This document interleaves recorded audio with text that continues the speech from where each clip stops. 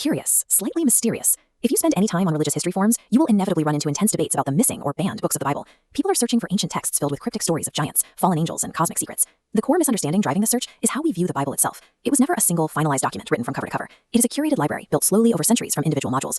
In the West, this thick, standard Protestant Bible operates as the basic model. It contains exactly 66 individual texts, but Catholic and Eastern Orthodox traditions add specific expansion modules known as the Apocrypha, bringing their totals to 73 or more books. Uncovering lost texts is not about unraveling a conspiracy. It requires looking back at the various historical versions of this library to find the one tradition that kept the largest set of all.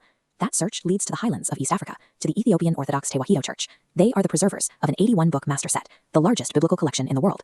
As you can see with this Orthodox priest, they hold fast to a living canon of exactly 81 books, actively preserving complex ancient writings that Western traditions completely discarded. To understand how they arrived at that specific number, we have to look at the completely different set of rules they used to assemble their scriptures. Western church councils used narrow criteria to lock down and reduce their canon. Ethiopian scholars built theirs using different historical instruction manuals. This illuminated Giaz manuscript represents those formalized rules. Texts like the Fethanagist and the Synodos mandated a highly inclusive, broader canon. The math breaks down into two distinct data blocks, 46 Old Testament and 35 New Testament books, reaching a sum of 81. Because of this inclusivity, wild apocalyptic texts remained integrated in the Ethiopian library, texts the West deemed illegitimate. Three massive editions stand out in this build: the Book of Enoch, the Book of Jubilees, and the Ethiopian Maccabees. The Ethiopian canon is a deliberately constructed library, following a much older definition of what makes a text sacred. Take the Book of Enoch. It goes far beyond standard scripture, detailing apocalyptic visions and fallen angels known as watchers, and celestial portals that govern the exact pathways of the sun and moon. The Book of Jubilees acts as a lesser Genesis. It reorganizes sacred history mathematically, placing all events on a strict 364-day solar calendar, organized into 49-year cycles. That ancient mathematics directly influences the living liturgical calendar you see here, actively observed by processing Orthodox priests to this day. Even their version of Maccabees, called the Maccabean, contains unique historical accounts that share no literary connection to the standard Greek books used in the West.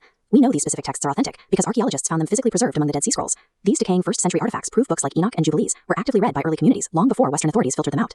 The Ethiopian Church did not invent these stories. They simply refused to throw away the pieces of history that the rest of the world discarded.